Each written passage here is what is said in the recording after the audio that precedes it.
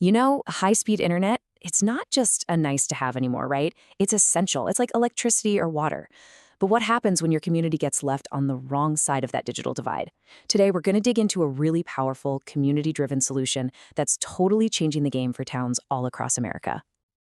Okay, so here's our game plan. First, we'll lay out the problem, what this digital divide really is.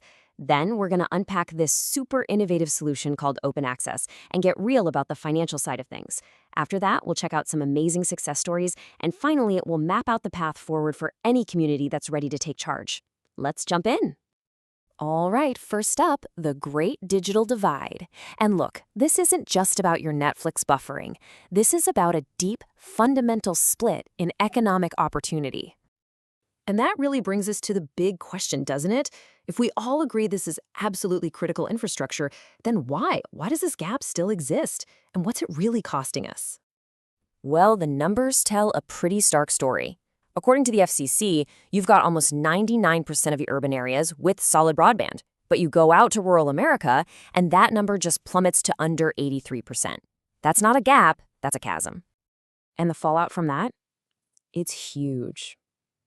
A study by the Center on Rural Innovation found that rural counties with bad internet see way lower growth. I'm talking lower business growth, lower self-employment, even lower GDP. On average, they lose more than 3 businesses every single year.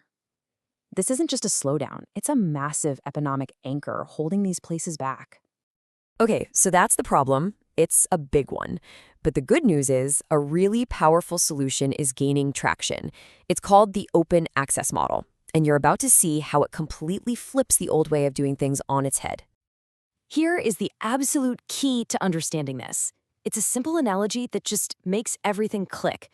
Imagine, instead of every single delivery company building its own private roads, the town just builds one public highway system that any company can use to deliver its goods. That's the core idea.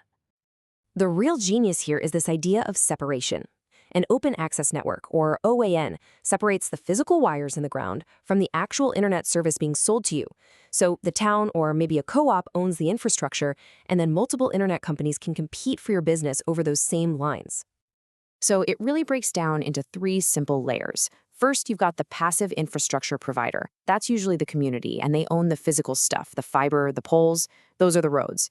Then you have the network provider. They run the electronics that make the fiber work. That's the traffic control. And finally, you have the service providers. These are the retail companies you recognize, the trucking companies, all competing to give you the best deal. Now, this all sounds fantastic, right? But I know what you're thinking. What about the money? This has to be crazy expensive.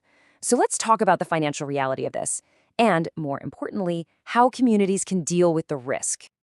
And we have to be honest here, the first attempts at this didn't always go so well. In fact, one major study found that a staggering 87% of early projects were really struggling to pay the bills.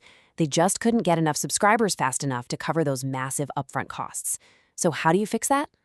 You get creative. A town in Michigan called Holland came up with this brilliant fix: the broadband millage. The community actually voted for a tiny property tax increase.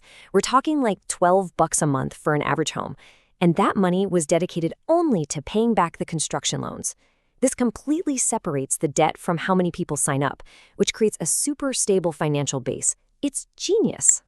Okay, so does this stuff actually work in the real world? Or is it just a nice idea on paper? Let me tell you, it works. We have proven models from communities all around the country that are absolutely crushing it with this approach right now. Let's just look at 3 quick examples. You've got Holland, Michigan, which used that public utility model with that clever financing we just talked about.